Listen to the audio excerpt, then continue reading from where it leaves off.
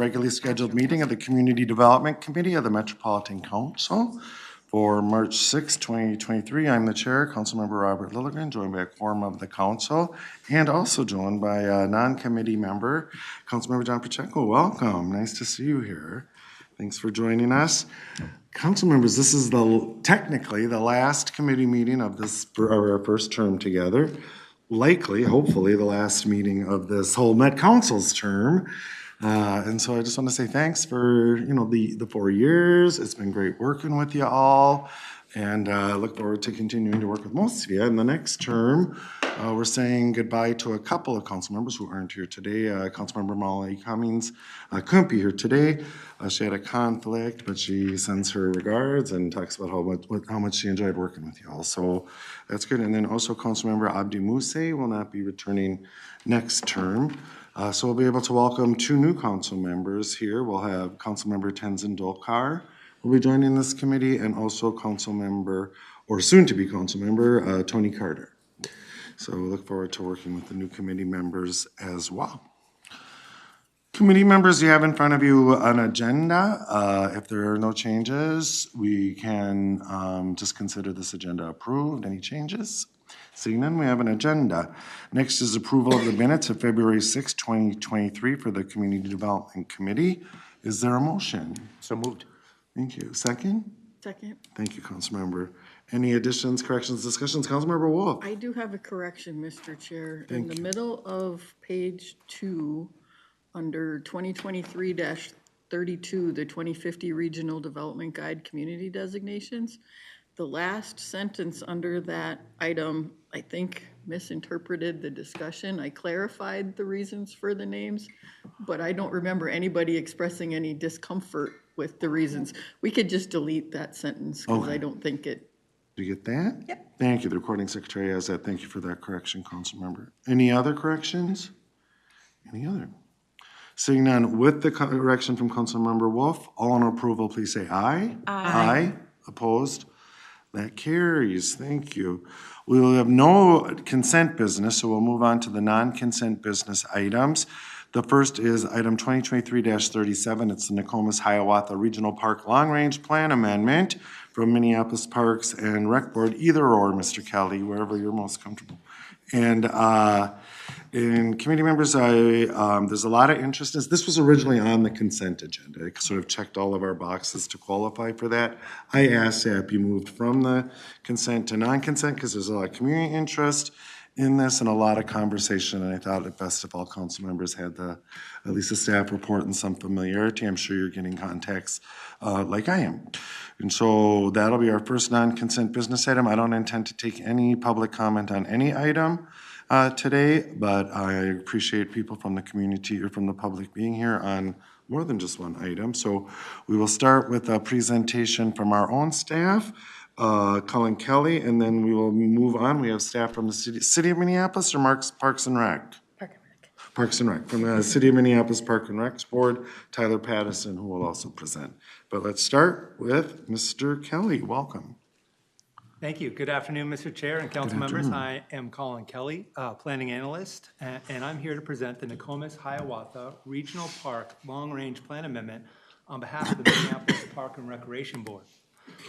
Tyler Patterson, Design Project Manager with the Park Board, is here today and may respond to questions at the end of this presentation as needed. The Nokomis-Hiawatha Regional Park Long Range Plan was approved by the Council in 2015. The need for a plan amendment focused on the golf course area became more urgent after a devastating flood in 2014 and the discovery of extreme volumes of groundwater being pumped from the golf course. The amendment before you today aligns water management, with site use and proposes a mix of regional park and enterprise-funded spaces in the golf course area. Next slide, please. Oh, I think you may be in control, Mr. Kelly. You have the power. There it is. This is exciting. Okay. It's awesome. Here we go. Nokomis-Hiawatha Regional Park is located near the center of the regional park system in Hennepin County and South Minneapolis. The maps here are figures 1 and 2 in the staff report. The regional park is a popular gathering place and is located along the Grand Round Scenic Byway, Minnehaha Parkway Regional Trail, and the banks of Minnehaha Creek. The park provides a wide range of recreational opportunities, including a golf course on the western shore of Lake Hiawatha. The golf course and the area immediately surrounding it is the focus of the plan amendment. The golf course was once the location of Rice Lake and a connected wetland complex. The lake was dredged and the wetlands were filled in the 1920s, and the golf course was designed and constructed in the early 1930s over the dredge materials. The land is also the original and current homeland of the Dakota people, as a small sign at the cross-country ski trailhead reminds skiers and other visitors. The Dakota used the wetlands here to hunt waterfowl and harvest rice. According to the Park Board, representation on the Community Advisory Committee, or CAC, was one of the first things established at the start of the planning process. Nearby neighborhood organizations, elected officials from the City of Minneapolis and Hennepin County, and Minneapolis Public Schools were asked to appoint members to the CAC. From a plan implementation standpoint, anticipated project partners will include the City of Minneapolis, the Minnehaha Creek Watershed District, the Minneapolis Parks Foundation, the First Tee of the Twin Cities, the Lopet Foundation, Metropolitan Council, indigenous communities, African American golfers, local school golf teams, golf leagues, and future restaurateurs and concessionaires. The Minneapolis Park and Recreation Board of Commissioners approved the Nokomis-Hiawatha Regional Park Plan Amendment at its meeting on September 7, 2022 by a resolution 2022-269. This is Amendment 2 in the staff report. According to the submitted plan amendment, park and trail planning in Minneapolis is rooted in public engagement. It is a process that includes extensive outreach, various input and engagement methods, and plan reviews at key points through open and targeted engagement events, including several online surveys. Members of the public were invited to attend and participate in CAC meetings, which included time for public comment. Some comments received and reflected in the plan include preservation of passive open space for informal play and diversifying ecologically driven experiences on the site. The plan also protects existing areas of important habitat that were identified by the public. Community feedback also indicated that increased traffic and on-street parking are concerns. When it was clear that some voices may not be heard through the CAC meetings, the design team added 5 focus group sessions and convened each twice during the project.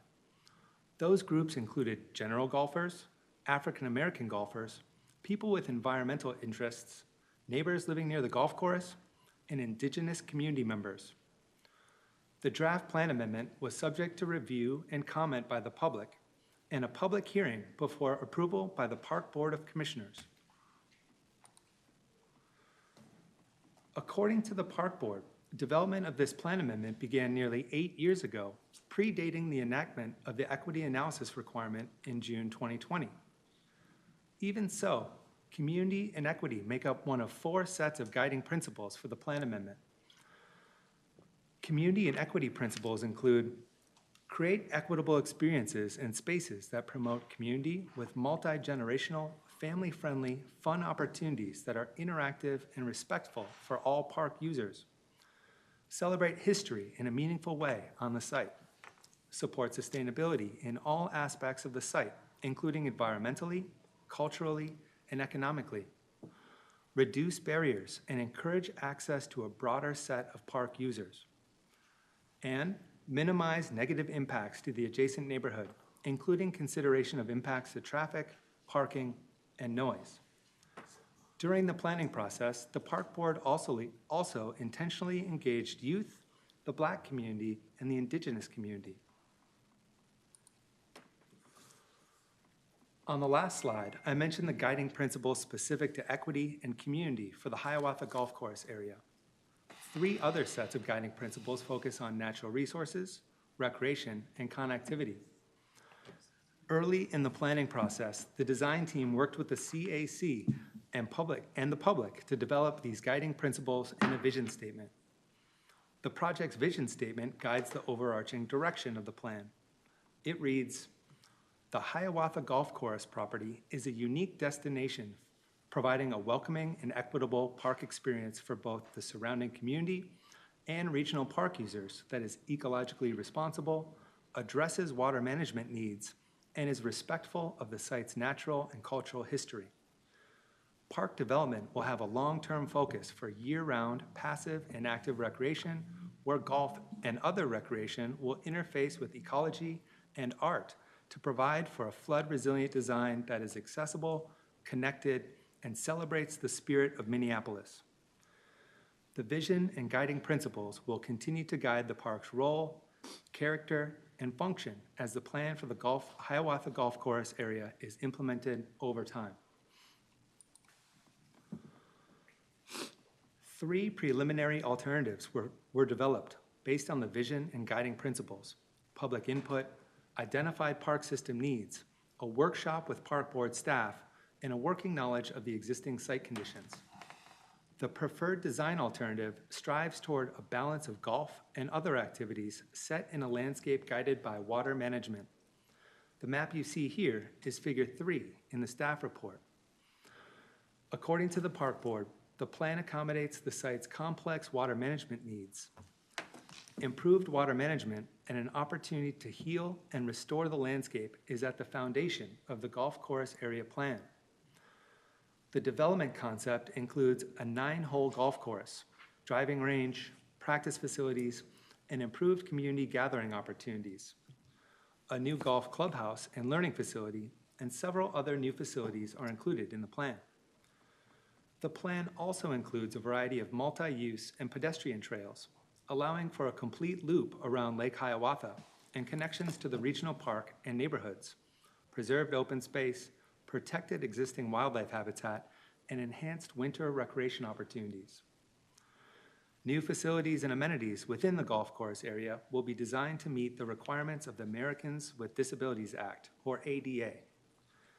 Future implementation phases, including feasibility and preliminary design and interpretive planning, will include ongoing community engagement. There are no anticipated acquisition costs associated with the plan amendment.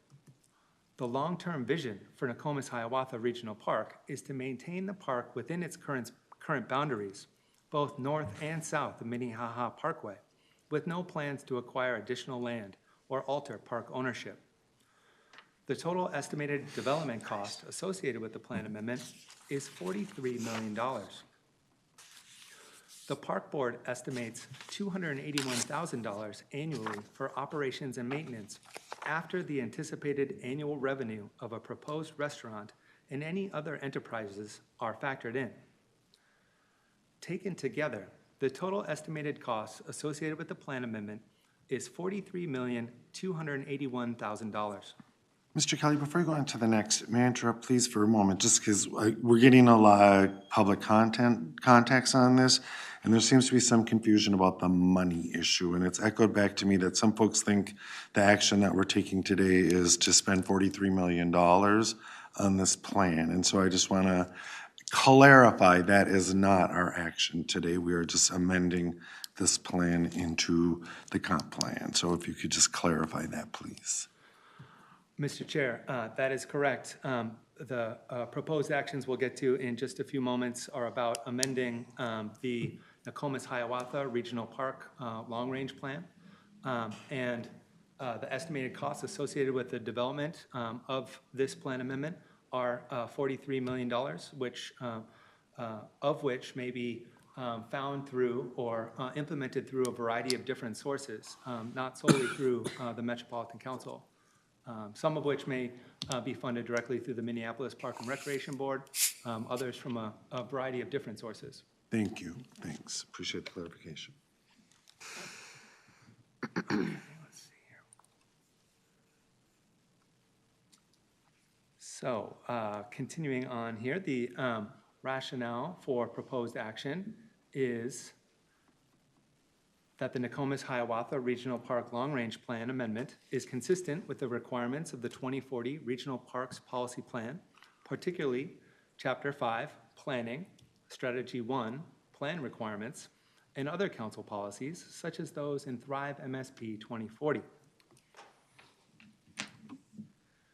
The proposed action before you then is that the Metropolitan Council, 1, approve Minneapolis Park and Recreation Board's Nokomis-Hiawatha Regional Park Long Range Plan Amendment, and 2, require Minneapolis Park and Recreation Board, prior to initiating any project at this location, to send preliminary plans to the Metropolitan Council Environmental Services Interceptor Engineering Assistant Manager. I should note that the Metropolitan Parks and Open Space Commission voted unanimously to approve the proposed actions at its meeting on February 2nd, 2023. And with that, I will stand for any comments or questions you may have.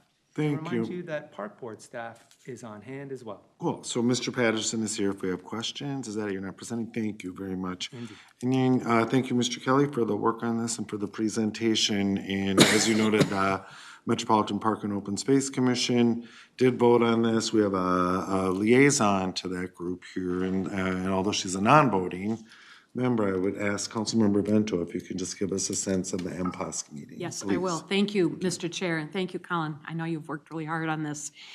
This is a challenging issue, and there has been a lot of conversation about it at multiple levels. And I will tell you that there was a very robust discussion by the Metropolitan Parks and Open Space Commission, and they voted unanimously, and they don't always.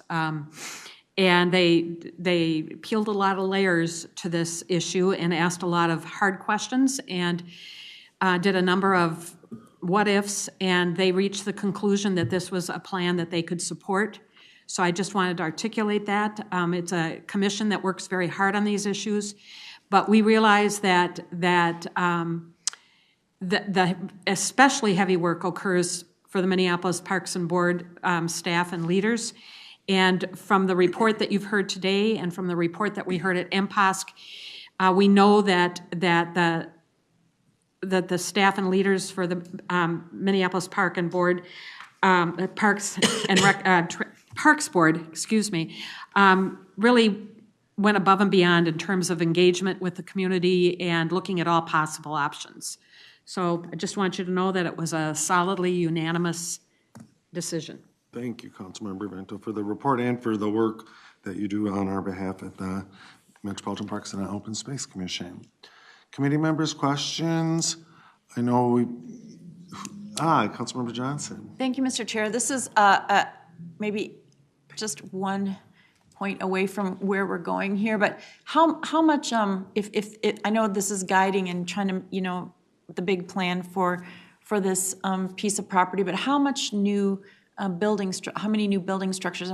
I know there will be a new clubhouse, but and I'm going there for a reason, with the high groundwater and geothermal heating and other environmental concerns. Are they looking at those types of things as improvements are made? And maybe the footprint of new buildings just won't be enough or whatever, but I'm just curious about that. Mr. Chair. Mr. Colin. Councilmember Johnson, it's a good question, and set of questions, and I can perhaps address the first there. My understanding is that there will be a new clubhouse. There will be a new park building, along with another small equipment rental building. In terms of how those buildings will be fueled, perhaps using environmentally or ecologically minded sources. I'll perhaps have Tyler speak to that. Yeah, Mr. Patterson, welcome. Thanks for being here. Yeah, I thank you for the time, for allowing me to speak here and answer some questions, council folks and Chair. So the Park Board is, in this plan, we are proposing three larger buildings. There might be some smaller sheds and whatnot that for storage and whatnot, but generally 3 buildings. The 2 main ones, we're actually planning on using excess groundwater for passive heating and cooling. So it's not geothermal. We're using groundwater, which is at a stable temperature of, 45, 50 degrees, something like that, to heat and cool the building, instead of just pumping it into the lake or downstream like we are now. So it's one of the goals to make this as efficient and as environmentally friendly and ecologically driven as possible. Every element of the project is under those lenses. Thank you. Yeah, and I just appreciate that very much because, of course, we've got our own goals for working to reduce our carbon footprint. And really, when we do these big plans, this is the time, and I have no doubt that you're doing great things. But I just wanted to, ask, and of course, we're kind of limited in our scope of, but that is something that we're looking at as a council. I look at our chair over here on the Environment Committee, and so thank you for that information. I think that's a smart way to go. Well, thank you. Further discussion, Councilmember Lindstrom. Oh, thanks. Is that a Darcy system? That the groundwater, do you know? Is that maybe not? Councilmember Lindstrom showing off a little here. No, I'm just curious. There's been a lot of talk about this, new system. And if you haven't decided on what company to go with, then that's okay. You don't have to spill the beans. Mr. Patterson. Chair and Councilmember Lindstrom, we don't know any particular vendor that would actually implement this. We're still at the very conceptual stages of it. Very good. And right now, it's conceptually designed.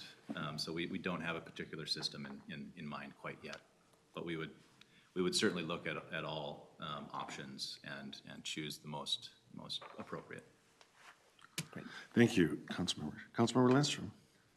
Separate topic. I've received some emails about concerns about flooding neighborhood homes, and I'm wondering if you could address that,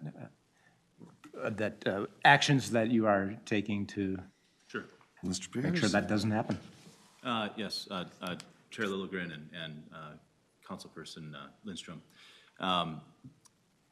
That's a great question, and it's definitely appropriate here because we are consistently hearing misinformation that this project would impact dozens or hundreds of homes on the northwest side of the park in the neighborhood there. Our project is taking right now, we're pumping groundwater in the middle of the park, and a byproduct of that is a cone of depression that lowers the groundwater around the entire neighborhood. Our master plan, or the plan that we're looking at here, is actually moving that pumping system right underneath the homes. So we're designing and proposing a groundwater pumping system specifically for the purpose of protecting homes to the same degree that they're protected today.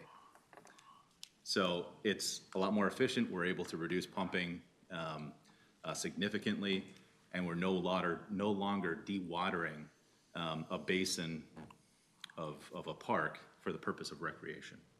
We're doing it to protect homes. Thank you, and I'm busy reading up on groundwater source geothermal technology. Thank you, Councilmember Lindstrom. I'll be able to spew those terms. Further discussion? I'll go with Councilmember Wolf and then Councilmember Pacheco. Councilmember Wolf. Are we allowed to have comments now, or are we going to Sure, have a vote and yeah. then have comments? Either or.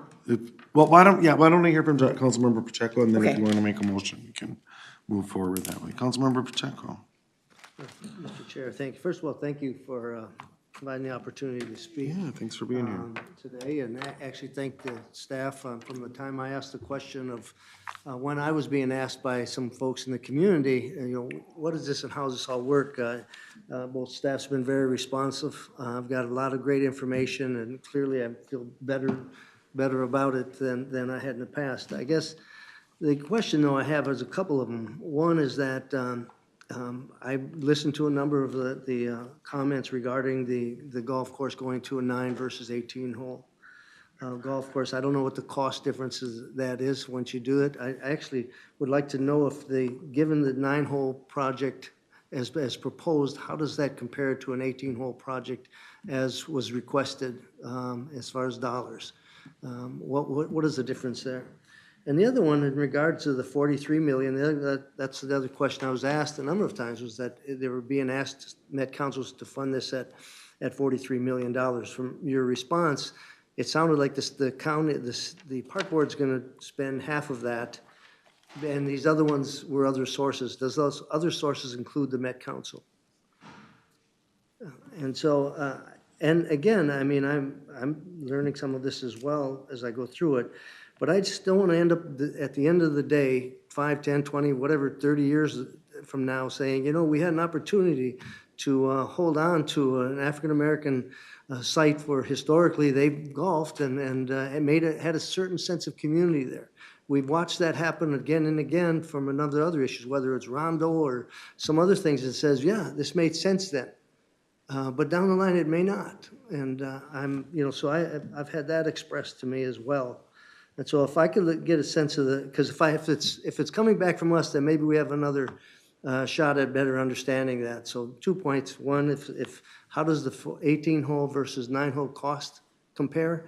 And then again, where again, if we explicitly going to be asked for funding down the line. Thank you. Who wants to start? Mr. Patterson, please. Thank you, Chair and Council Member. So I'm just gonna throw out an example. The Waterworks site downtown. It's within the Central Mississippi Riverfront Regional Park. You all approved that master plan around 2012 or so, and within that is the Waterworks development. We spent $24 million on the first phase of that project. You all, and I'm not belittling, but I'm just trying to tell the truth here, as I've known it. The Met Council funded $4 million of that project because quite a bit of it was enterprise, and you all don't do that, which is great. It's what we expect. We expect the same thing with this park in this space in our park system. The golf course, whether it's 9 or 18, it's an enterprise system. And we would continue to operate it that way. Any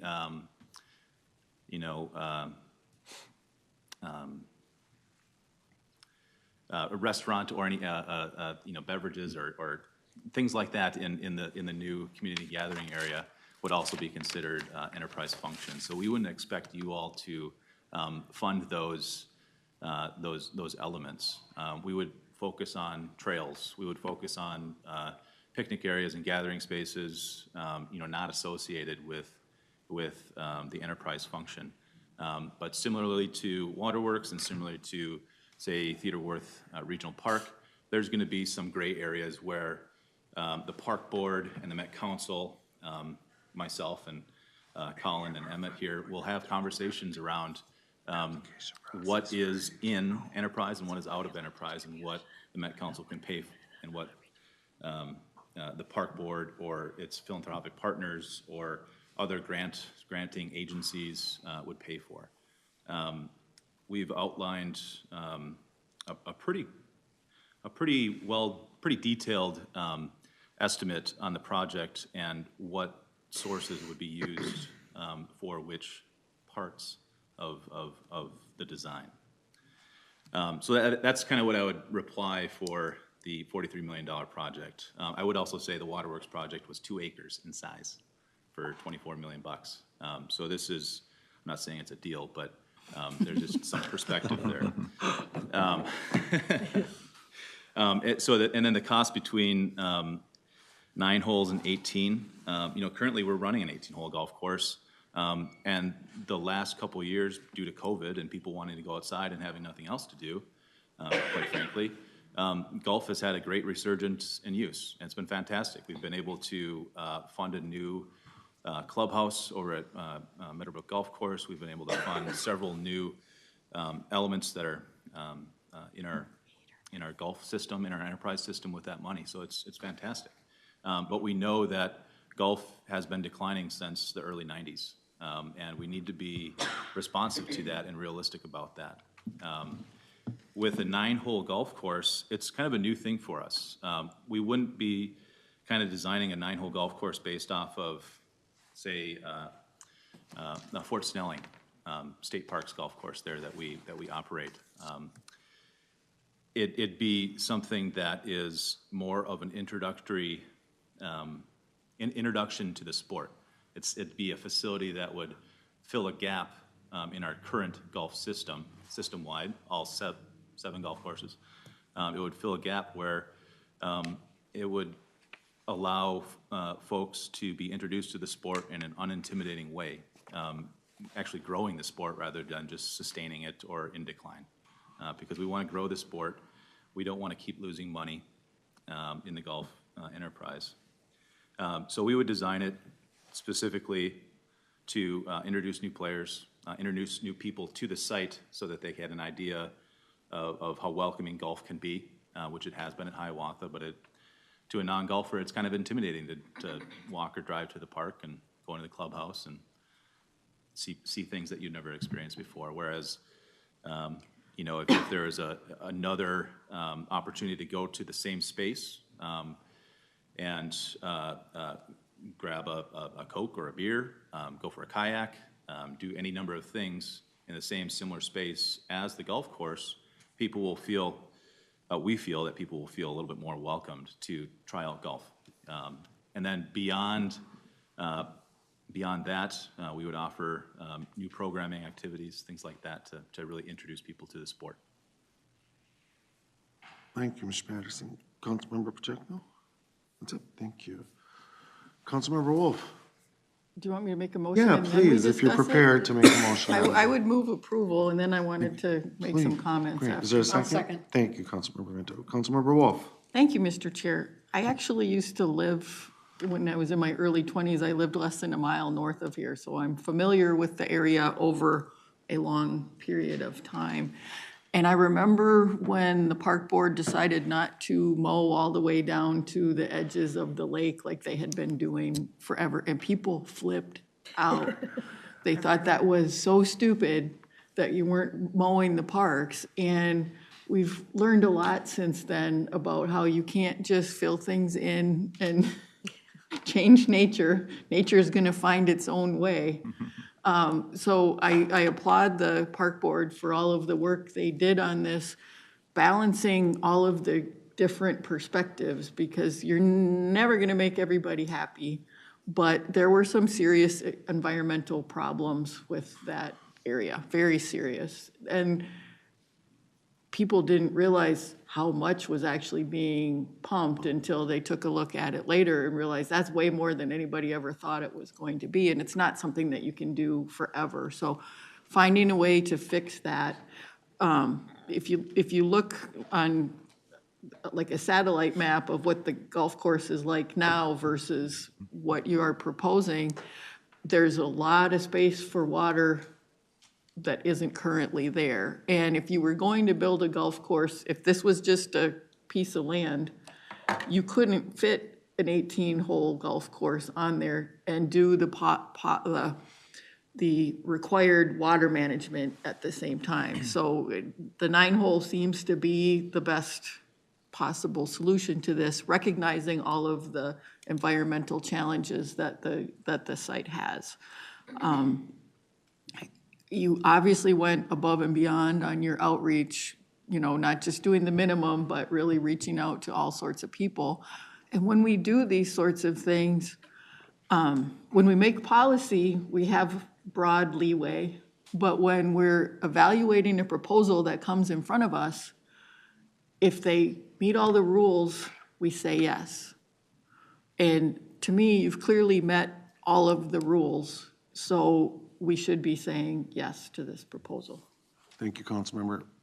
Further discussion on the motion? Councilmember Lee? Yeah, thanks, Mr. Chair. I want to kind of echo Councilmember Wolf's comments and also kind of say these are, hard decisions, but we have to change with the times. And here in the East Metro, we're similarly dealing with the same kind of the fact that golf is not very popular anymore, and demographics change.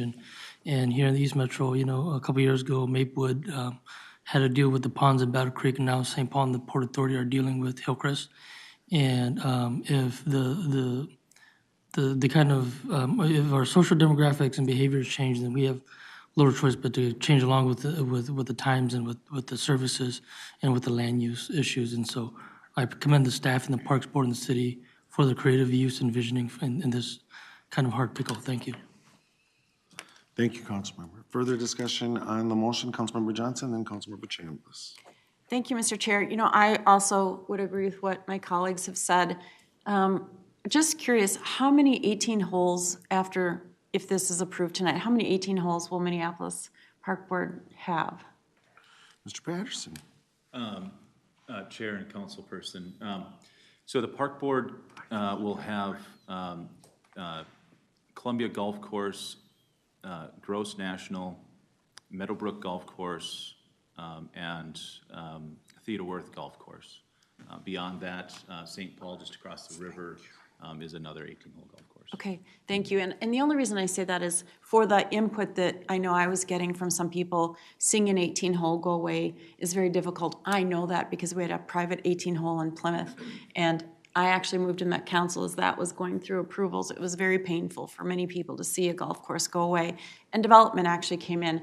And I would just say, back in the day, these were swampy lands with a lot of natural characteristics, and that's why golf courses landed there. They're not always great to build on, and if we really want to honor the Federal, Water Act and the National Urban Runoff Program with redevelopment, these are how golf courses are reimagining themselves. So the fact that it's public land is saving this, because in many cases where there were 18 holes on private land, those are no longer there. So I can understand the angst, but I agree. It, to me, seems like everything is meeting the requirements here that we have at the Met Council. I think you've done your due diligence, and change isn't easy. We know that. We really know that. So with that, I'm planning to vote yes.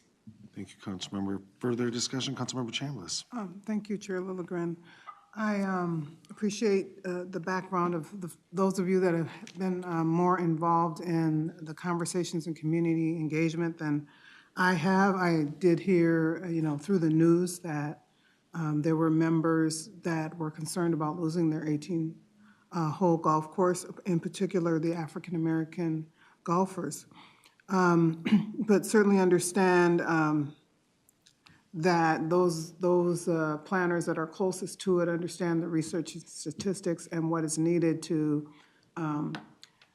market and bring strategic efforts to increase the use of the golf course and other activities and increase the diversity.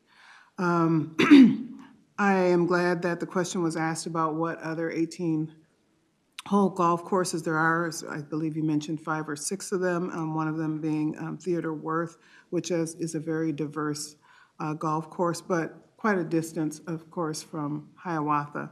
What are the statistics in terms of BIPOC usage and especially golfers for this course currently, like the average usage per year? Mr. Patterson. Chair Lilligren and Councilperson Chambliss. The park board does not survey users of golf courses yet in terms of understanding the demographics of golfers and who's going to their sites. But I think that's probably it is probably a good goal to do, but we have not done that in the past. Councilmember Chambliss. Yeah, and I'm asking that because I know that there were African Americans that said that there were the history for African Americans and the popularity in South Minneapolis of that golf course was a big deal for those individuals. I don't know how many individuals that were African American or other BIPOC users were part of the engagement. If you can provide that information, that would be good, so that there's a clearer understanding of what their level of involvement was, and also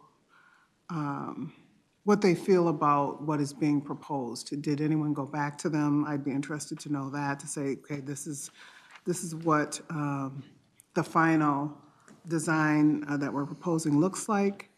And I'd also like to know, is there going to be a plan to market this new and improved and environmental landscape to the communities that are around Hiawatha or that have used those facilities? And I know that's kind of a lot, but I'm trying to play catch-up here. Yeah. Mr. Patterson? No, that's very appreciated. Thank you, Chair and Councilperson. So as far as the numbers of BIPOC folks that were involved in the community engagement process, who were against going from 18 to 9 holes, a reduction to 9 holes. I don't know the exact numbers. I do know that this site is incredibly popular amongst people of color. It really is, a gathering space and kind of an institution to those folks. So I think we can all agree on that.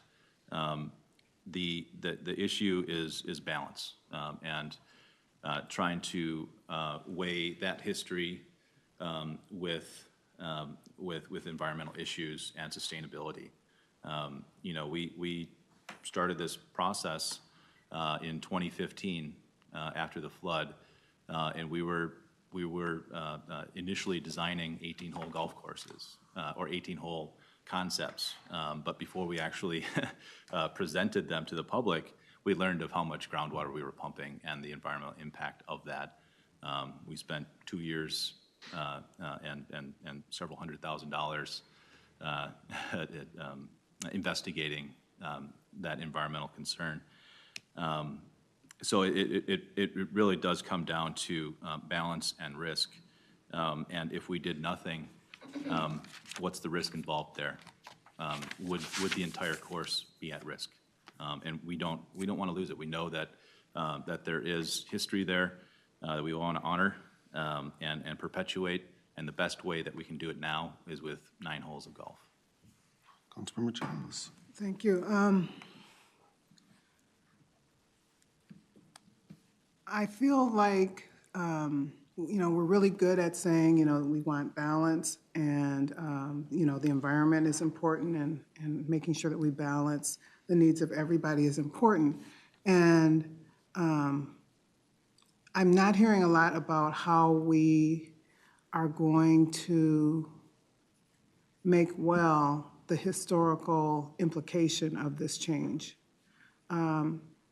I really think we need to see something that addresses making these communities making sure that there is some look at how do we move BIPOC communities forward as things change.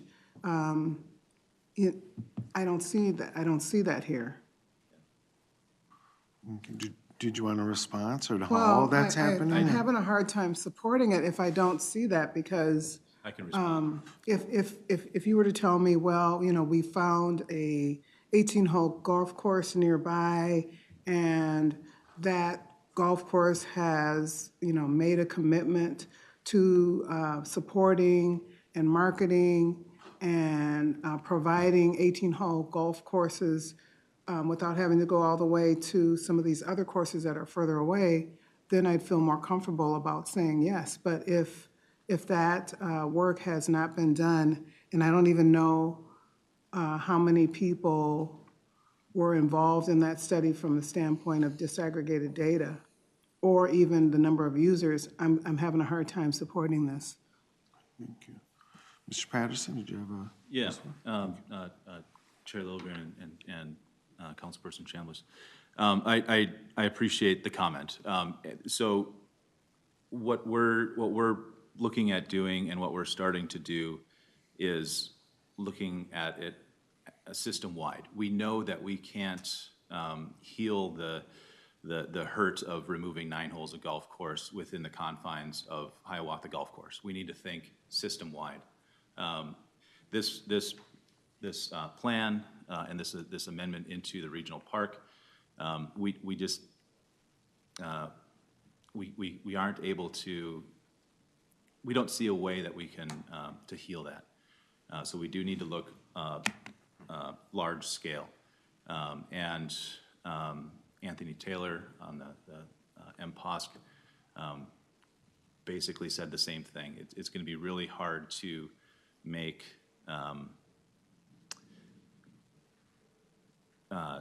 to heal that hurt of removing 18 holes or 9 holes within this plan, and that we should look system-wide on how we could restore that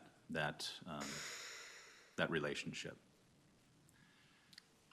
Beyond that, there are certain things that we could be proactive with on the golf course, such as hiring practices, who runs the golf course, who are the people that are working there, what employment opportunities can we offer that facilitate BIPOC members of the golf community in terms of people who work for golf courses, things like that, to introduce more people into that profession. So there's things like that we can do on site, but overall it needs to be done system-wide with an effort done by the park board itself, not just staff folks. Councilmember Travis? Let's go. Thanks. Further discussion, Councilmember Wolf and Councilmember Johnson, are you requesting the floor as well? Yeah, I'll go at Okay, the end after Councilmember those. Wolf, Johnson, and then Councilmember Lindstrom, please. Councilmember Wolf. Thank you, Mr. Chair. And I wanted to just add a little clarity to the money discussion, because within the park world, there is a couple of sources for capital funding. It's a mixture of state bonds and council bonds, and then legacy dollars. And all of that money is handed out by formula. So Minneapolis gets a cut based on a bunch of different factors that have been in place for quite some time. By approving this, we're not approving any additional money. They get to decide from their piece of the pie what they want to spend it on and when.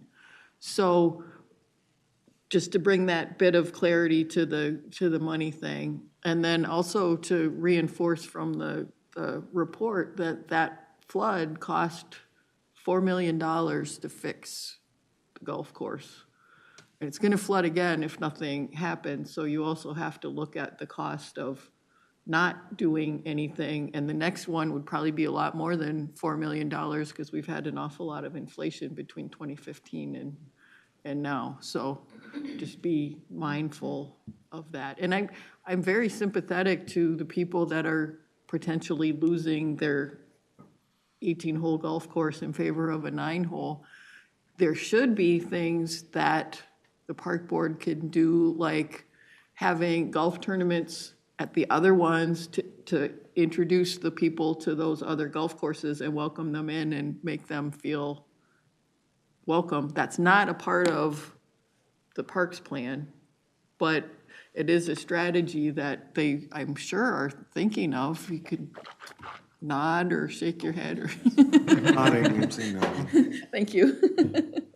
Thank you, Councilmember. Further discussion, Councilmember Johnson. Thank you, Mr. Chair. I'll be brief. Thank you, Councilmember Wolf, for the funding piece of it, because that's what I was thinking as we were talking about the numbers, but it comes, through a request and all of that, so that's really good. That's important for everybody to know. Hopefully this little snippet of the meeting people will be paying attention to, but that's very important. I just want to echo what Councilmember Chambliss said and a bit hear what Councilmember Wolf said. I think it's really important that when you come forward with these types of proposals, that you have demonstrated that and I know you've done a bunch of community engagement, that's clear here, and MPOSC acknowledged that, but prospectively having something that I think would ensure that there will be steps taken that will be meaningful to impacted communities would put our minds at ease, because we do have equity built in everything that we do. And again, it's a bunch of trade-offs here, but nobody likes to trade off equity. And I'm not sure tonight was where anybody from the park board was ready to present a plan on further community engagement and healing aspects of moving forward.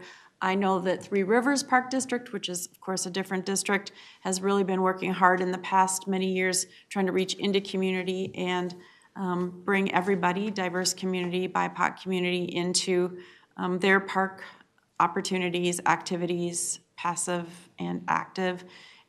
So I'm hoping you're doing the same for next generations. And I don't, I just would hope that, without making an amendment here, because we can't tell you how to do your business, but that is really important to this council. So, when you come back for grant money, it'd be really nice to see a big section on how you've reached into community, both those who've impacted now and those who are coming up in the pipeline. I will also say 18-hole golf, I'm not a golfer, but I have been in many public hearings where 18-hole isn't the same as 9. They're not as difficult. It's usually, 3 par per hole or something like that. So it's just not the same for the 18-hole golf folks. So, they might come and play a 9-hole, but to Councilmember Chambliss's point, there's other 18-hole courses out there, and hopefully there can be transition where everybody feels that those are their courses too. And I think that this course moving forward should really acknowledge the deep history that is here for the people that call it their home course, and let golfers who play the 9-hole going forward understand what that history means. Thank you, Councilmember. I have in queue Councilmembers Lindstrom and then Bento. Councilmember Lindstrom. Thanks. In the next year or so, we're going to have another round of equity grants that come before the council. And this seems like a prime spot for one of those equity grants. Understanding everything that has all been said about the history of this course, and understanding about what you said about how this 9-hole course is going to be designed for golfers that are just learning the sport. An equity grant seems perfect. So I'm sure that's on your radar screen as well, but I just wanted to double down on that. Thank you, Councilmember. And for others who are listening to the debate or this discussion, the equity grants are specific to what goes on in the regional parks, and it's been an effort to diversify the regional park system users. So thanks for bringing that up, Councilmember Lindstrom. I have in queue Councilmember Bento and then Councilmember Pacheco. Councilmember Bento. Well, I just want to thank everybody for this discussion. I thought we were getting close to the end, and so thank you, Councilmember Pacheco, for whatever you're going to say. But I especially appreciated what Councilmember Lindstrom just said about the grants, and also what you said, Councilmember Wolf, clarifying the funding sources. Those are important factors with this. And I just want to say from personal experience, I live next to the golf course that Councilmember Lee referenced in Maplewood. And I'll tell you what, to anybody from the parks world that's listening to this conversation, do not mess with golfers. It gets very, very contentious. And to lose the golf course that is in my neighborhood continues to be a source of anger and grief and disappointment. And I also want to note that Councilmember Lee noted the Hillcrest Golf Course on the east side of St. Paul. That golf course too has a history rooted in equity and discrimination, and it has quite a legacy to it. So anybody involved with golf courses, just know that it can get very contentious very fast when you're messing with them. But I want to reiterate what I said at the beginning. I know that there's been a lot of time and effort put into this, and without question, I know there will continue to be a lot of time and information put into it. So thank you, and a special thanks to the staff and leaders who have worked so hard on this. Thank you, Councilmember. I'll call on Councilmember Pacheco, and then I'll call for a vote. Councilmember Pacheco. Again, Mr. Chair, first of all, again, thank you for the opportunity. I'm not on this committee, and therefore I don't vote on it, but I've learned a lot even by coming here today, and thanks Councilmember Wolf and informing me more about our process and where we are. And I had to reflect on that a little bit. I've sat on other government bodies, and I've waited to vote until the very last, and someone came in and said, you could be doing this or you should be doing that. And I think you have spent a lot of the time really studying this, and your question of balance, I think there is, but I think I'm over here and you're over here. That doesn't make us either one of us right or wrong. I know that an 18-hole is is not a subtraction or an addition of 9 holes. It's an 18-hole golf course, and they're completely different animals in how they're played. I mean, and I'm not a golfer. If anything, I'm a COVID golfer. Nothing I hit goes more than 6 feet. And so I'm just here. Mini golf. So I'm just here to say, you know, I've listened to folks. I think it has an important role in the history of golf. Realistically, it is the only golf course in Minneapolis. Now, all those other ones are there, but it's only 18-hole golf course in Minneapolis, as far as I know. And so I'm, you know, again, if I was on a different spot, I would probably oppose it. But I do appreciate the work that you've put in. And I understand, again, our policy is to support. If you've met the guidelines and do what you're supposed to do, then we support it. And we having been in policies, everyone at the table, had this happen to you as well. You know, is that maybe, well, it's a little late. But anyway, again, I appreciate your time and the materials provided. It helped me. It didn't change me, but it helped me. Thank you. Thank you, Councilmember. Thanks for being here. And just as I call for the vote, I want to say thanks for this debate and really thank the public and the communities that have been involved. I've appreciated getting contacts. I have friends on kind of all sides of this conversation, so it's kind of a difficult one. But I do agree with the majority sentiment, or what I assume is going to be the majority sentiment. You know, we rely on our local communities to work through the local issues, to hammer out any kinds of disputes. You can tell this is a compromise position because it seems like nobody's really happy with the outcome, but I do have confidence in the Minneapolis Park and Recs Board, the City of Minneapolis, that this compromise was come to in a very thoughtful way. I appreciate Councilmember Chambliss and what she shared with her challenges in supporting this, and I hope that Mr. Patterson, you carry that back to your colleagues, the council, especially as funding requests come forward. We're going to want to see some of this community engagement, some of this acknowledgement of the important history here. And I feel that if we didn't follow our policies and processes, and you did what we asked you to, and I think that we don't have standing to say go back and do something else. So I will be supporting this as well. Seeing no further discussion on the motion to approve the Minneapolis Park and Rec Board Nokomis-Hiawatha Regional Park Long Range Plan Amendment and require the Minneapolis Park and Recreation Board, prior to initiating any project at this location, to send preliminary plans to the Metropolitan Council Environmental Services Interceptor Engineering Assistant Manager. All in approval, please say aye. Aye. Aye. Opposed? Opposed. Okay, that carries. Thank you. Thank you very much. Thanks, folks, for being here. We will move on to our next non-consent business item. It's item 2023-59. It's to adopt the 2023 Community Development Committee Work Plan, and Director Barajas will present. Welcome. Thank you, Mr. Chair, committee members. For the record, Lisa Barajas, Executive Director of the Community Development Division, and it's my pleasure to be in front of you this afternoon with our work plan for 2023. You will see in the business item that was posted with the agenda that the work plan today is largely the same as what I had presented the last time we met in February, but there are some key changes. We've added a timeline graphic which starts on page 4 that gives you an overall sense of how this work will generally carry out over the course of the year, where we have more surety and specificity. We've added those as action dates in the different months of the year, and where we have ongoing work like plan amendments, master plans, and other such work. We carry those over the course of the year and are responsive to those as we receive those. And then you'll see about 2/3 of the way down, the 2023 initiatives begin, and that's where you'll see we've incorporated the Livable Communities work sessions that we discussed at our last meeting.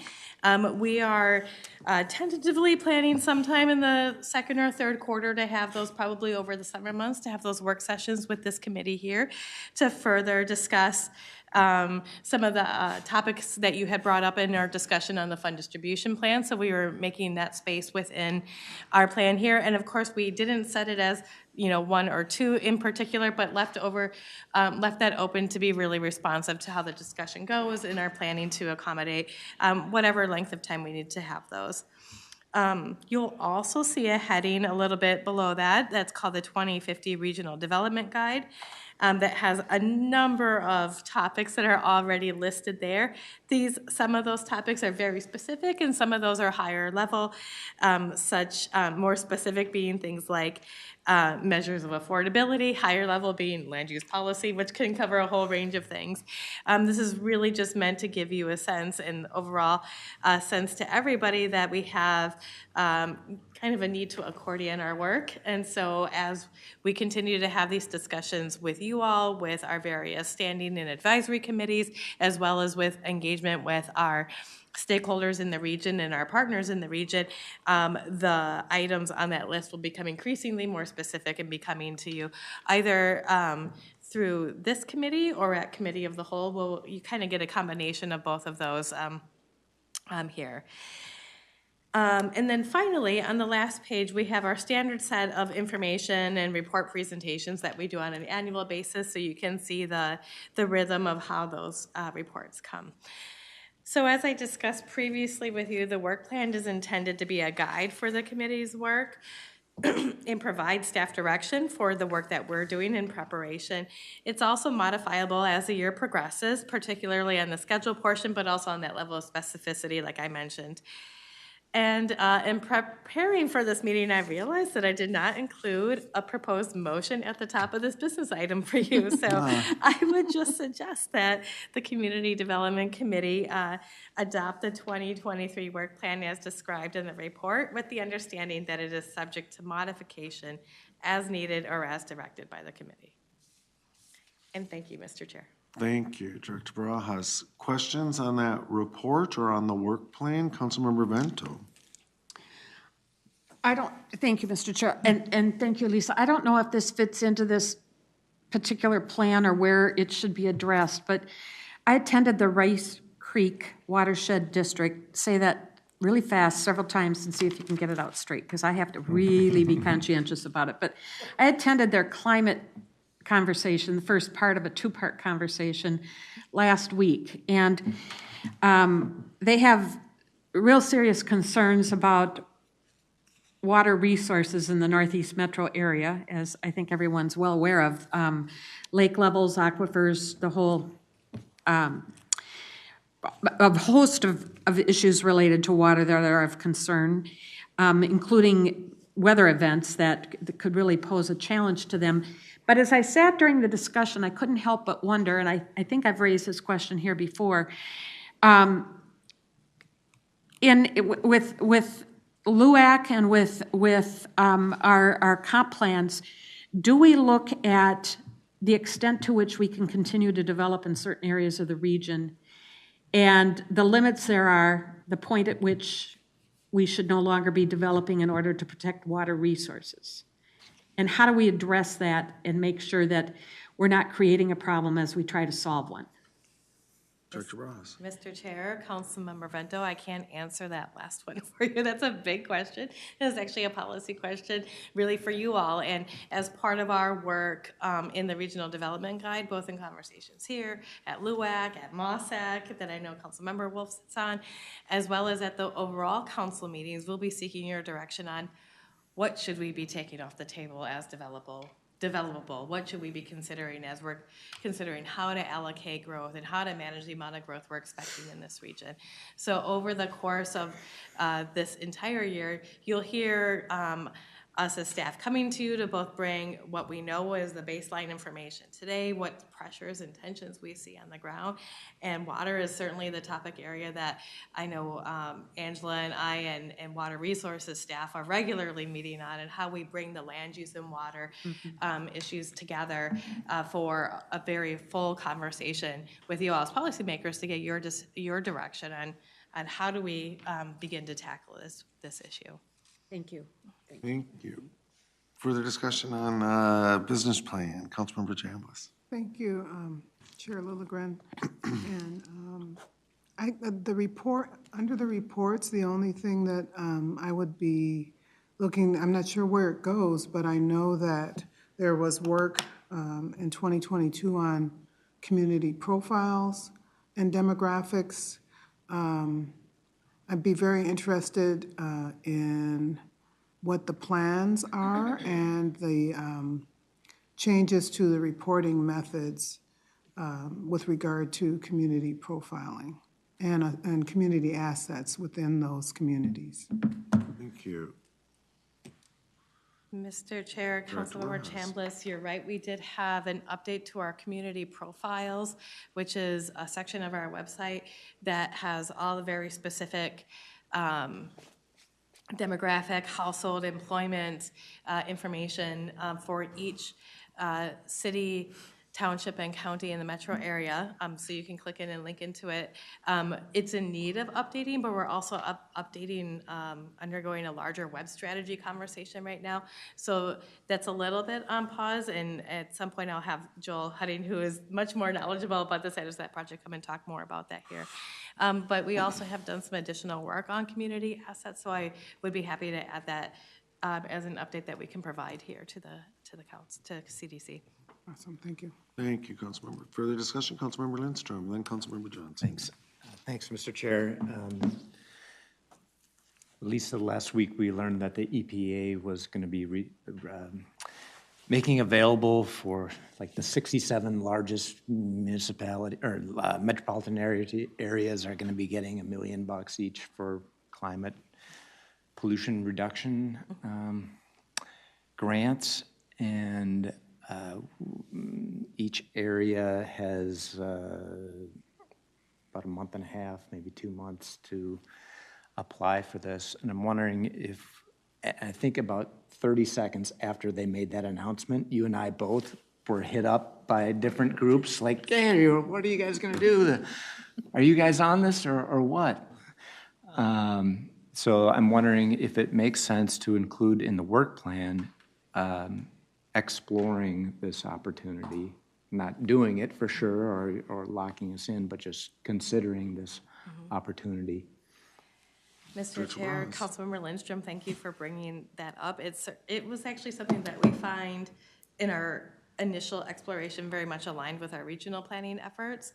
It is just at a high level, and it's essentially formula dollars. We have to say we'd like to be able to use this $1 million to do basically planning around greenhouse gas emissions reduction for the region. Some of the things we're looking into and exploring now is that the region that the feds cover or ask us to cover is a 15-county region. We're a 7-county region, so partner discussions and such are things that we're just getting underway right now. But certainly before we would even apply for that, we would need to seek your approval to do so, and we would do that at the council as well to get council approval to even apply for those dollars. But at this point in my initial blush is that it does look very much aligned with your cross-cutting goal that you've identified as part of the regional vision is addressing climate and being a leader in climate change in this region. So we're looking to see how that opportunity might help augment those efforts, not give us something else to do, but to really accelerate the work that we're already planning to do. Would it make sense to put it in here, just to put it in here, or is it like we're already doing it, so, Yeah, you know? Mr. Chair, Is there any harm in putting it in here? I kind of see it as falling under 2050 Regional Development Guide. We have just a high-level heading that says Climate and Natural Resources Policy, and this would just be money to support us doing that work is how I would see it. I don't know if an additional line item is needed. Very good, thank you. Thank you, Councilmember. Further discussion, Councilmember Johnson, then Councilmember Wolf. Thank you, Mr. Chair. Kind of on Councilmember Vento's line of thinking around the water issues. I have two things. One is, the agricultural preserves report that we'll be doing. And it's interesting, the more you get into this work, you see things differently when you're looking at land as you're driving around and talking to the mayors of those communities and seeing development patterns. And I'm curious, when we do that report, are we actually seeing if it's productive as far as providing food for, we're trying to retain property that will produce food, right?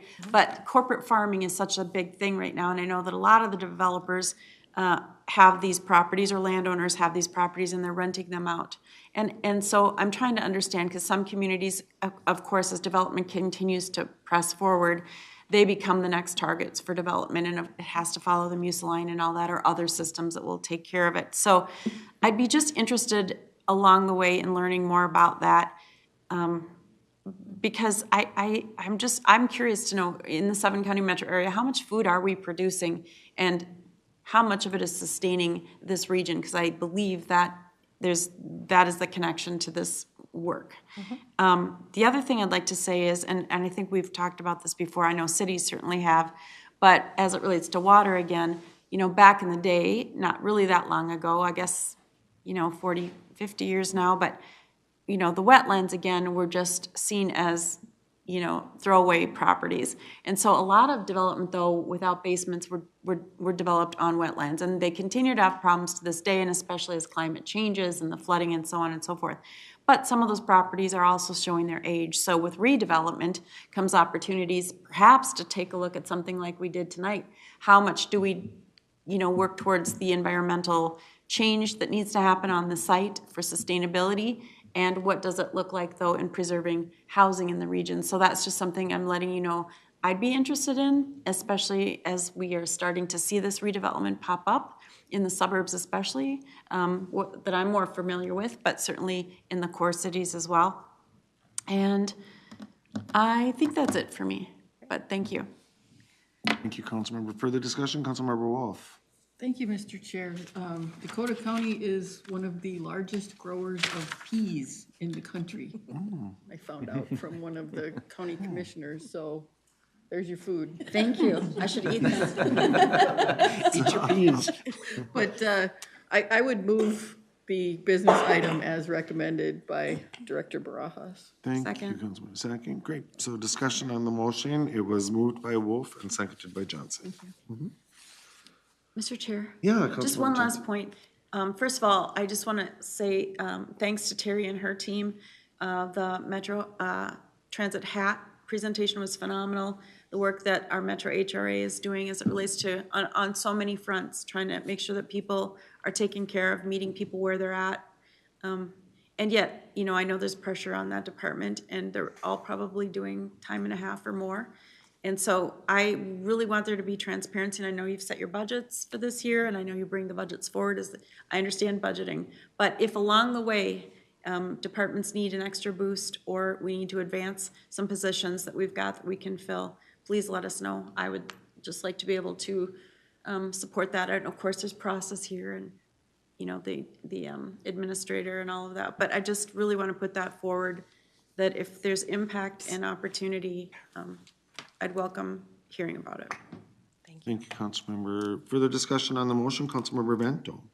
Yes, and I want to second what Councilmember Johnson just said, and I want to thank Councilmember Lindstrom for asking the question last week as to what the needs are, and the great way with which the HAT team presenters articulated what the needs are. Thank you.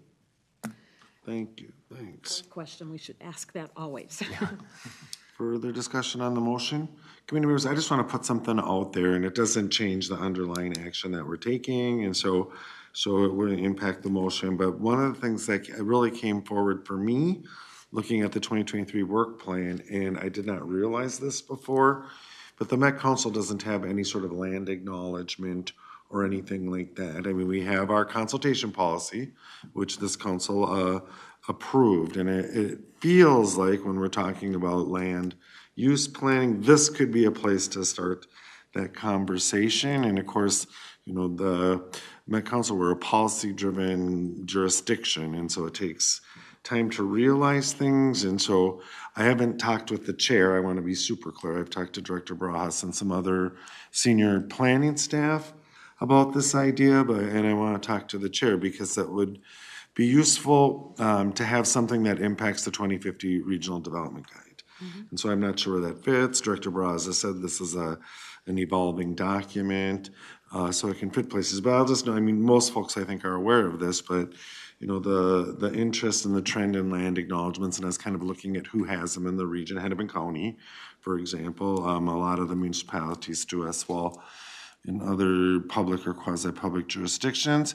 But an acknowledgement is one thing, right? But that's what you do based on it. And so I don't know that a land acknowledgement is the goal. Maybe it is. We can have further conversations. But for me, it's really important how that appears in the regional development guide and that there's action. A land acknowledgement needs a plan to be realized. And so I'm just putting that out there in the world. It has nothing, it's not going to impact the action that we're taking today. But I just wanted to give notice to my colleagues that that's an interest of mine in the beginning of this next term. Thanks. Seeing no further discussion on the motion, all in support of adopting the 2023 Community Development Committee Work Plan, please say aye. Aye. Opposed? That carries. Thank you. That carries unanimously. Our final non-consent business item is 2023-64. It's Strategic Land Acquisition for Affordable Housing Initiative. It's a termination of a joint powers agreement and repayment obligation. It's something of a housekeeping item here, and Sarah Berke is here to present. Welcome, Ms. Berke.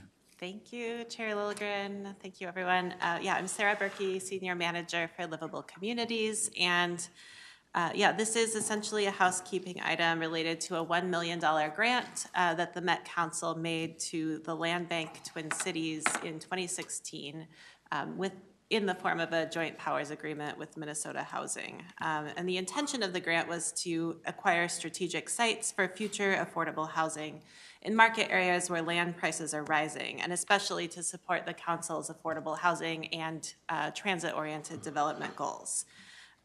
So the Land Bank received the council funds under a grant agreement with Minnesota Housing through our joint powers agreement, and has successfully deployed these funds and more than once, in some cases, used them to acquire 10 separate sites throughout the Twin Cities region. And so based on the reporting they've done and everything we know about it, the program has been a success.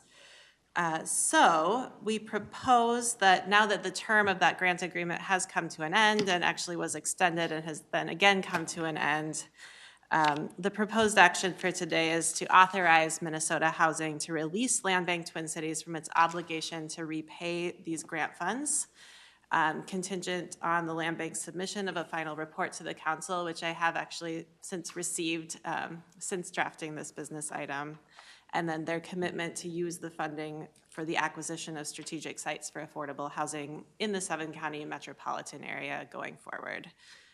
So the motion is to authorize that and to authorize the Community Development Executive Director to execute the agreements necessary to terminate the Land Bank's obligation to repay council funds and terminate the joint exercise of power agreement with Minnesota Housing. Thank you, Ms. Berke. And just to verify, or maybe Director Barajas as well, the intent had always been for this to be a grant, correct? It wasn't to be a loan. It was just, it's more of a mistake or an error in the agreement, or who knows? It was a long time ago. Neither Sarah nor I were party to writing the Sure. agreement, so Sure. it was called a grant in the business item, and so that's why we were like, really? Great. Maybe Councilmember Wolf remembers. Yeah, Councilmember Wolf. I don't think it was a mistake. It was something that we hadn't done before, so I think erring on the side of caution of seeing how it went Sure. was the justification for it. If it didn't go well, we could have them give us the money back, but it's doing exactly what we expected it to do, so now we're okay with it just going forward. Thanks for that clarification. Questions on that report? Ms. Berke, did you want to say something? You look like you're... Oh, I just wanted to affirm that. I mean, the agreement really was structured with a repayment provision, and so that sounds right, that it was probably meant to ensure performance of the grant was acceptable to the council. Thank you, thank you. And Mr. Councilmember Chair, Johnson? I was actually going to ask that question, and it's interesting that it came from the general purpose levy fund. So yes, we should move forward on this, but it's still a great tool because you've got some teeth to ensure that people are doing what they need to do. So, and circle back with the report, because we want to know how did it go, right? So I think it's all good and well, and I wouldn't oppose doing something like this again. Is that a motion to approve? I would so move. Thank you. Is there a second? Thank you. Discussion on the motion? Any discussion? Hearing none, all in approval, please say aye. Aye. Opposed? That carries. Thank you, Ms. Berke. Thank you. And committee members will move on to our final item. It's an information item. Excuse me. It's the Metro AHRA Project-Based Voucher Program, our 2023 approach. And Terri Smith is here to present. Welcome, Ms. Smith. Thank you, Mr. Chair. I need the clicker.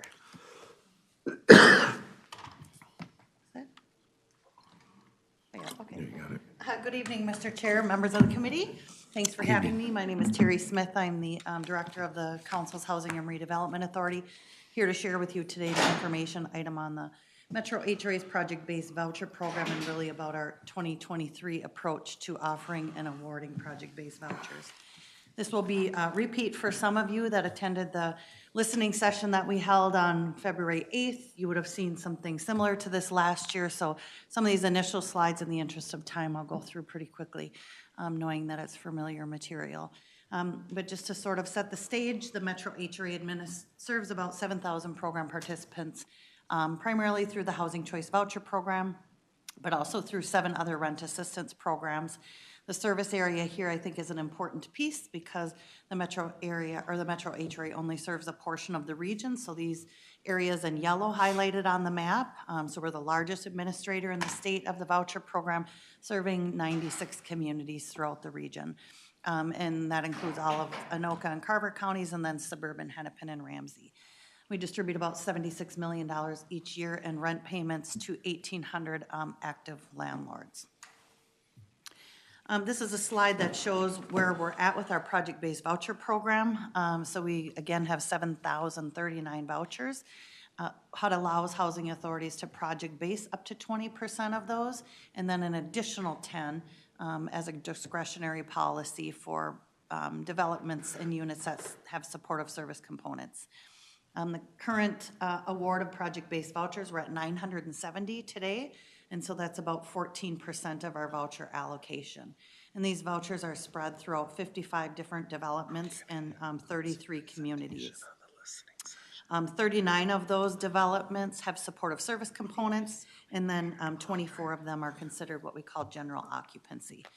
But the pie chart at the right is just sort of a different way of looking at this. So today, 6,069 of our vouchers are attached to people. So they move from place to place with their unit. 970 are project-based. That means we have 437 vouchers that we can still project-base and getting up to that 20%. As the green piece of pie grows, so as we award more project-based vouchers, the blue piece of pie shrinks. And so we're taking from a tenant-based pool to put into the project-based pool. So these are what we call special purpose vouchers. So they fall under the broader housing choice voucher category, but they're awarded specifically to serve specialized populations and with separate funding sources. Some of them can be project-based and some of them can't. They're outlined in the federal rules that are issued by HUD. The top one there is emergency housing vouchers. We've been awarded 218 of those during the period of the pandemic.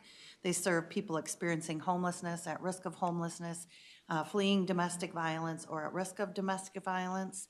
We have 179 of them in use today, but we also have 40 or so shoppers out there looking for units with those vouchers, and some with housing search assistance. There's not a project-based voucher option for those, so they have to remain tenant-based. The second 2 pools of vouchers, I have them highlighted in green because those are not in full use and we have some available today. But the mainstream program serves people homeless, at risk of homelessness, transitioning out of institutions, or at risk of institutionalization. We have 253 of them. 50 is a brand new award, so we just got 50 more of those, which is why the numbers look low. And we have 204 in use. So that's almost 50 vouchers that we have available right now for that population and those vouchers. And we do have an option to project-base those. The Veterans Affairs Supportive Housing vouchers is a partnership with the Minneapolis Department of Veterans Affairs. They serve veterans who are experiencing homelessness. We have 210 of those. And that's a typo. I'm not sure how that got there, but it was a typo in the listening session too, and I'm not sure why I didn't catch it. But we have 155 of those in use. And 30 of those are brand new voucher awards as of January 1st. So 30 of them are brand new. And we do have an option to project-base those. We do have 20 project-based VASH vouchers at the Fort Snelling site already. That has been a successful program. We have a small family unification program. We've had 46 of those vouchers for many, many years without any additional awards coming our way. They remain full pretty much all the time, but it's a partnership with the Child Protection System. And then the non-elderly disabled vouchers serve, it's the same as the Housing Choice Voucher Program. There's just an age restriction and then a requirement that the head of household or spouse must be a person living with disabilities. And those two almost always remain all in use, and there's not an option for project basing those. This is a map that you've seen numerous times, but it shows the distribution of our project-based vouchers across the region. Of course, the larger dots are where we have more units in a specific development. And I think it's interesting to compare to the distribution of housing choice vouchers across the region. So you can see that they're more closer to the core, and as we get further out, the units become more dispersed. But when we, you want to ask a question? You don't Mr. listen to Chair? I'm sorry, I can't believe I didn't ask this when I was at the listening session. Maybe you're gonna answer my question, but in the previous slide, there are little data bubbles in areas that are outside of our HRA area. So we've awarded them outside, is that what we're Yes. seeing here? Yes, Mr. Chair. Some of those represent some of the 150 family affordable housing units that are owned by the council. So we have joint powers Okay. agreement with places like Plymouth and Richfield for those units. We've also, prior to adopting a different policy in 2020, we had awarded project-based vouchers in other service areas. Like in 2020, we awarded some in Plymouth, for example, Okay. in cooperation with the Plymouth HRA. Great, thank you, thanks. Mr. Chair, just one quick Yeah, question. Councilmember Johnson. And then Terry, you know how people can move with their voucher as well? Can they move into a non-covered, non-metro HRA community? Does that impact some of the dots as well, if people are moving about, or no?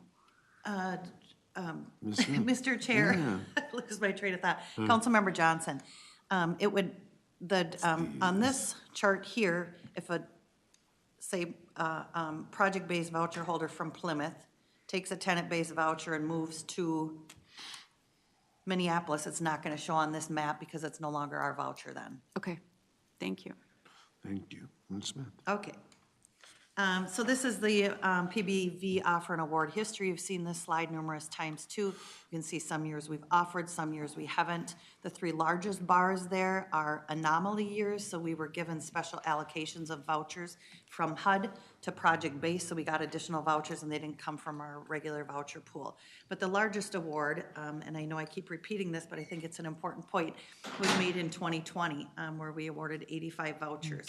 And now those came from our, turnover vouchers.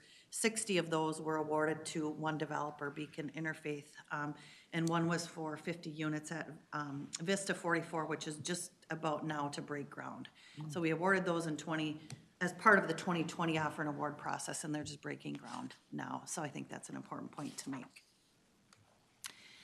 So this is a chart that shows all the housing authorities administering voucher programs in the region and the percentage and number of PBVs that they've awarded.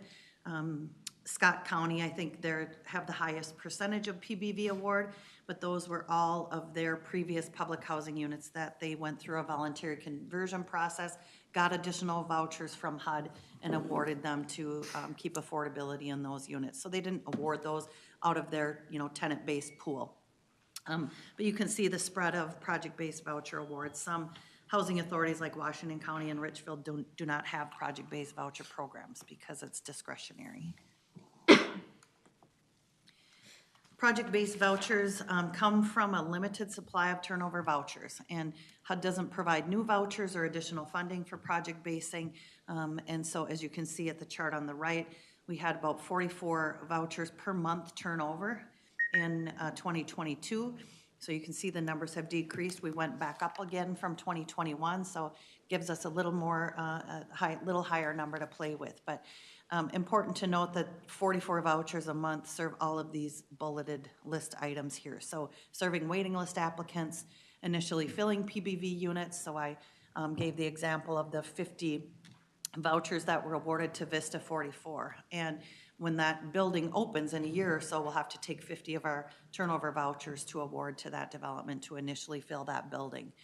Once a tenant lives in a project-based unit for 12 months or more, they can contact us and request a tenant-based voucher to move to a location of their choice. That happens a lot, and so these turnover vouchers serve that purpose. Absorbing vouchers from another housing authority. Once a tenant has a voucher, and I know you all know this, they can, after a year, they can move wherever they want. And so, say a family moves to Metro HRA service area from St. Paul. Maybe they move into Mounds View. When they arrive to our housing authority, we can either absorb that voucher into our own program so it becomes one of ours and takes a turnover voucher, or we can bill St. Paul. And billing can be administratively burdensome. So although we don't want to absorb vouchers, we have to ease up the administrative burden of all the billing back and forth between housing authorities. And then waiting list preferences. During your tenure here, you've adopted some preferences on our waiting list, such as for the Homework Starts with Home program in suburban Ramsey County. We've dedicated 20 vouchers to that initiative. So those 20 vouchers each year come out of this turnover pool. So you can see when you talk about all these different things, the pool is very limited that we have to work with. The administrative plan, and I know I've indicated this in an earlier slide, our administrative plan that you all approve as part of the PHA plan process states that we will project base up to 20% of our vouchers. And again, we're at about 14%. We do have that additional 10% that we could adopt in a future revision of that document if you as policymakers wanted to do so. I think it's important to note, though, once we get to that limit, whether it's 20 or 30%, that's a resource that's no longer available. So if we go to 20% today, we're done project basing, unless we do that additional 10%. So that's an important thing to note. And then you also approved a policy shift in 2020 to prioritize project-based vouchers in our own service area. We have 96 communities of our own to serve with our voucher program, and so before considering projects outside of Metro HRA service area. Here's some more. There's a lot of words on this slide, but this is more regarding our project-based voucher policy. But essentially what this is saying is we are not going to make, you all as policymakers won't make the formal PBV awards until Minnesota Housing makes its funding recommendations. The majority of applications for PBVs come through are also looking for tax credits or other public financing through Minnesota Housing's RFP. So that's why we make a preliminary award in the beginning and then come back later at the end of the year to make formal awards if developments get their financing. We haven't made any changes to our selection criteria since 2020, and at that point, we made one shift to increase the points awarded for projects that contain supportive service components, and so now that's the highest scoring point criteria, and that remains the same. In terms of what we're considering, and we added this to our policy document in 2020 to provide more transparency, primarily to the development community and the public about what we're looking at. But we're looking at overall voucher utilization. So at the end of the year, we look how many vouchers did we use? How many do we have? I'm happy to report that in 2022, we used 99.7% of our vouchers. So nearly all of them. And those gaps are in those special programs, VASH, Mainstream. We're looking at our current voucher turnover rates, which I shared in an earlier slide. We're looking, how much money are we getting from the feds? What's our budget? We're balancing project-based voucher admissions and waiting list admissions. You will recall that we opened our waiting list in 2022. So now we have a brand new waiting list with 2,000 applicants waiting for a voucher. And then our other work plan items. And Director Barajas gave you an overview of what some of those items are earlier today. And then I think important to note that PBVs require significant staffing capacity. And I've been through some of these points with you in earlier presentations, but we don't get extra money from HUD. We just have to shift, our staffing resources to accomplish all of these things, some of which can be very time consuming. In terms of our work plan items, Director Barajas went through these, but we're looking at project basing, offer and award this year. We're continuing to explore a home ownership program. We're looking to explore an expansion of our Homework Starts with Home program with several other counties that will be for you in the coming weeks here. We're implementing our community choice demonstration program, which you all heard about at Committee of the Whole last week. we're going to be conducting a residential preferences study this year, and that's an exciting business item where we're looking at, are there gaps between where voucher holders live and where they want to live? And if there are gaps, how are we gonna fill those so people have access to communities where they want to live?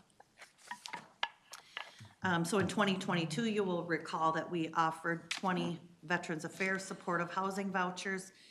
We had 2 applicants that applied for only 9 of those, and we were able to award 0. One project was not eligible because of the timing of the development. It was already under construction, and so the timing didn't work, so we were not able to award that. And that's regulatory language that where we don't have discretion. And then one project did not get their financing, so they didn't get the VASH award. I talked about the VASH program and how we have some of those vouchers available right now. These are vouchers that serve veterans experiencing homelessness, and it's a partnership with the Minneapolis Department of Veterans Affairs. The VA provides referral and service connections for the veterans, case management services, and then the Housing Authority provides the rent assistance. We work in very close partnership with the VA, so if a veteran has a blip in their housing, or they have some challenges with their landlord, or lease compliance issues, we can get the case manager involved and keep that veteran stably housed. And so we work in close partnership, I think, which is important to point out, because I think some of the developers maybe didn't apply for these last year because there's a requirement that's regulatory that owners and developers waive some of their screening criteria to accept high barrier veterans. And so the only reason that we as a housing authority can deny admission or terminate assistance is if somebody is over income, or if they are subject to a lifetime sex offender registration program. Otherwise, the whole point of it is to provide the services and get our veterans stably housed and keep them housed.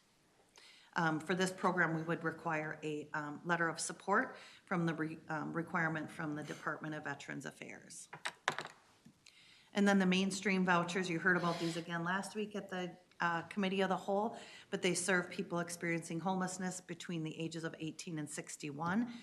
This is where we have our partnership with the Metro Transit Homeless Action Team, as well as we get referrals from the Coordinated Entry System and county partners.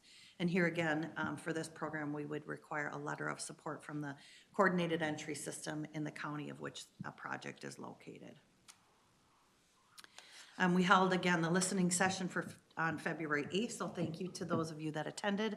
We had 76 attendees at that, and they included owners and developers, housing authorities, partner housing authorities, Minnesota Housing, the Department of Veterans Affairs, council members. We had some service providers and consultants on the call as well. But the comments that were received were to continue offering PBVs in advance of Minnesota Housing's RFP process. So the thought is we would issue an RFP prior to that. There was a suggestion that we compare housing choice voucher and PBV maps, and we've done that. We added those maps here for you today. I think that makes some sense. And are there gaps and options where people live? Are there options for new developments that do not go through Minnesota Housing? There are. There's an option for developers to apply as existing housing, and they don't have to go through Minnesota Housing to get financing in order to qualify. So we'll include that in our RFP documents. There was a request for us hosting regular office hours during the RFP process to allow space for developers and owners to ask questions. I think that was a really good thought, so we're going to do that this time around, and we'll publish that with the RFP. That we should develop a FAQ list to post on our website regarding the project-based voucher program. So we'll do that as well. We haven't done it yet, but we will. And then how it's handled when an owner chooses not to renew their PBV contract. So we awarded our first contract in 2000. We've never had an owner opt out. So all of those that were awarded remain in place today. And so it hasn't happened yet. If an owner wanted to opt out, we would certainly let them, and then those vouchers would go back into the tenant-based pool. And then how can a project already under construction apply for PBV? There's a timing issue there. That's regulatory. That is out of our control, but the regulations state if a development is applying as existing housing, they have to substantially comply with federal health and safety standards at the time the award is made. So that would mean they could apply when we issue our RFP, and then when we have our formal award later this year in December, if the units then substantially comply with health and safety standards, they could be eligible. So that's sort of the timing thing there. And so where we have decided to go with this year in implementing our policy that's already outlined in our administrative plan is to offer 20 Veterans Affairs supportive project-based vouchers and 20 mainstream project-based vouchers. And we would do that through issuing an RFP here in the coming weeks, give developers 1 month to develop their applications. Actually, I'm getting ahead of myself because I have a timeline on the next slide. But we would require letters of support from either the VA. So the VA has had concerns about developments in the past in terms of location, because the developments, and this is true for broader project-based vouchers too, the further out in the core, the harder those units are to fill, because there aren't as many people that want to live further out, particularly if they don't have access to transportation, for example. They're further away from services, jobs, those sorts of things. So we would require that letter of support from the VA to be submitted with an application, and the same with the mainstream vouchers, submitting a letter of support from the county and coordinated entry system where the project is located. And then here are next steps. So this got pushed out a little bit. This was supposed to happen the end of February, but I did send an email to the development community. We're delayed by snow for 2 weeks, but we'll issue an RFP here in the coming weeks, give developers a month to submit their applications.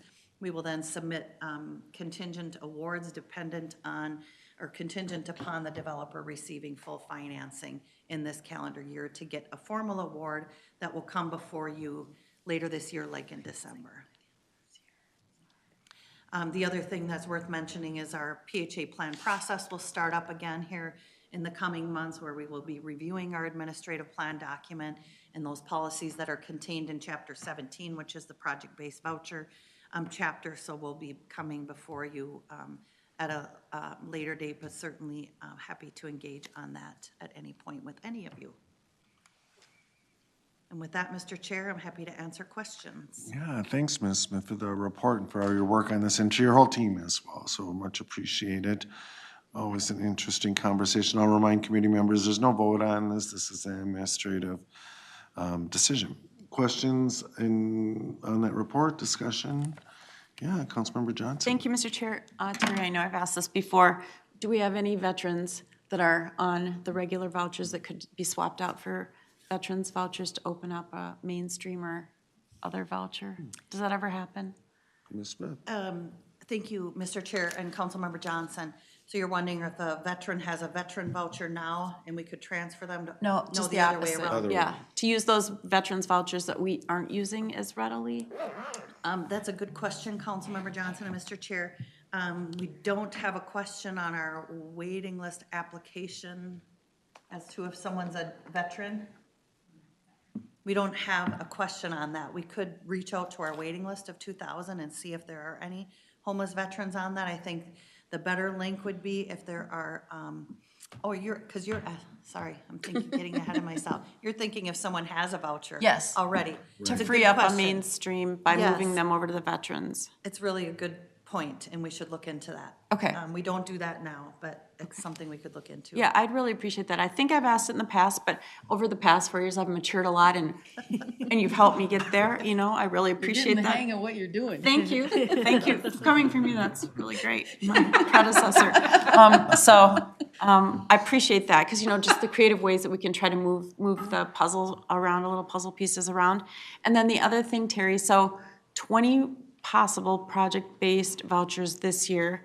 We give them 30 days to complete their applications, but all the financing has to be in place by December 31st, which I am not sure was fully understood or appreciated, or maybe it was, but December 31st rolls around pretty fast. But if it's not in place by all of the funding partners that need to have it, that voucher then goes back into the pool. Is that correct?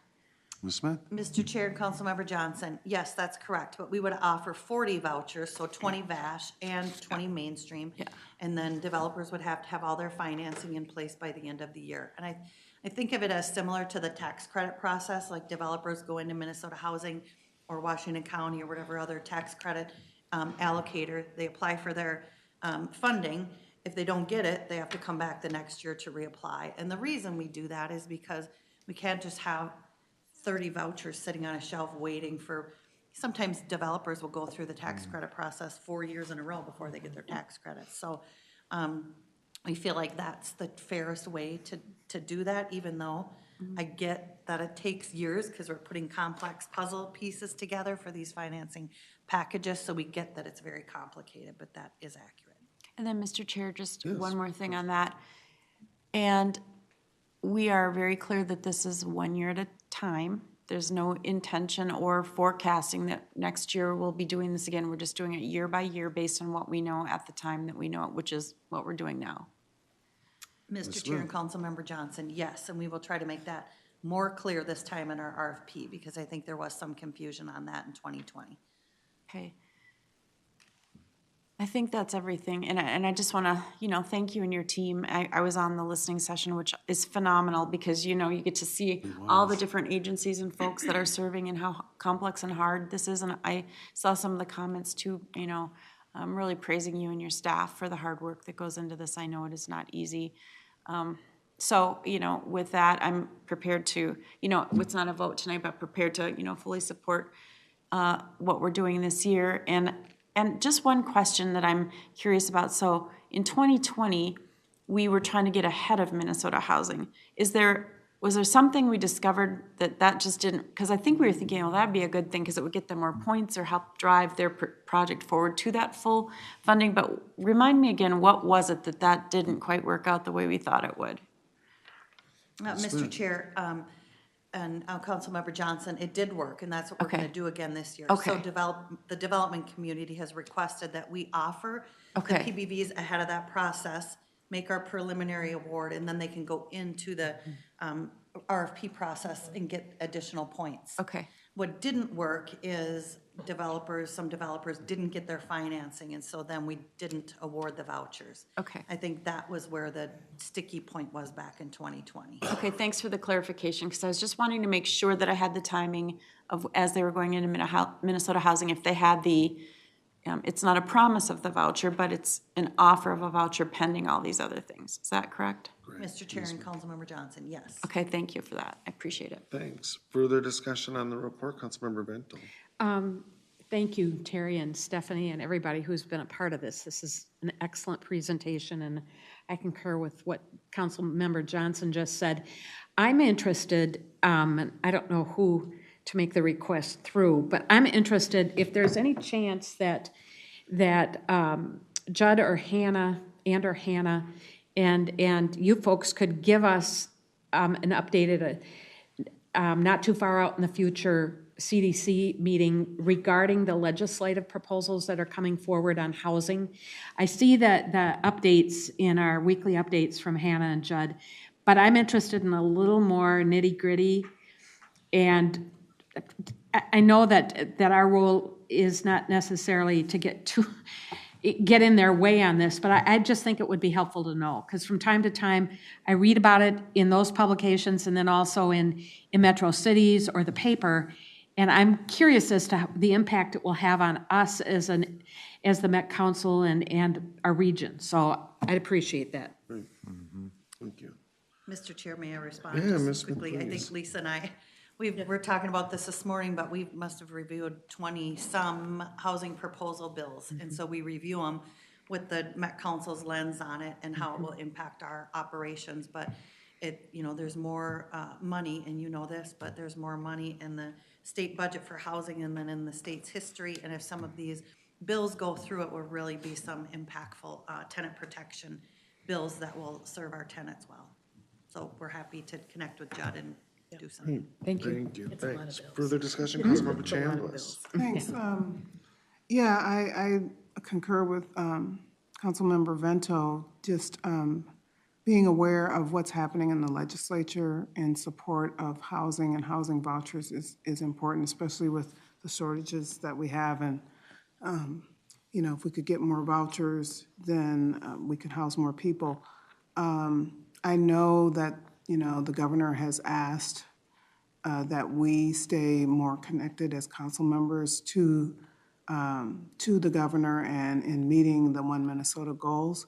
I think this is a great opportunity for us as council members. Hopefully, they'll also be providing support for these types of initiatives, and we can have some exchanges with the governor's staff and the legislature on what the needs for housing and a lot of our other 2040 goals and initiatives. Good point. Thank you, Councilmember. Sure. Further discussion, Councilmember Johnson? Thank you, Mr. Chair. And on that line, because we've thought about, you know, some of this before, but when Congress takes a break, again, it'd be really good early on, and I've said this before, but we've got new council members coming on too, but if we can, you know, meet with our Congress people when we're in district. I know that a group of us met with Congressman Phillips, and he was still pretty new at that time, and I think, you know, getting his staff especially up to speed on where we're at, because he's had some staff turnover, they all do, I'm sure. You know, if we can work either through Judd or a combination of, you know, we don't want to overburden you, but we have relationships with them. I know you all do too, but I think they need to hear from us directly. And I would say the same thing again. I've mentioned this to Judd on other issues, but we have really good relationships, I think a lot of us, with some of the local chairs or chairs in our districts that are in committees over at the Capitol. And I know I'm talking to my representatives pretty frequently, and there's some new ones that are getting up to speed. But if there are, you know, hey, we're under the gun, we need help, you know, leveraging us as much as possible, because we have really good working relationships, I think, with many of those legislators. I'd be willing to take a phone call at any time of day to, you know, try to help bring a meeting together or get information in front of somebody if needed, especially the committee chairs. We know how powerful they are. Thank you, Councilmember. Further discussion? I feel like someone wanted to say something. No? All right. All right, seeing no further discussion, thank you. Ms. Smith, for your report. I will note that we have Reverend Nancy Nordbentz here for tonight from Beacon. So thank you for being here. We appreciate your ongoing advocacy and attention. Great. Anything else, committee members? This is it, our last meeting of the term. Seeing no further business before the committee, we're adjourned. All right.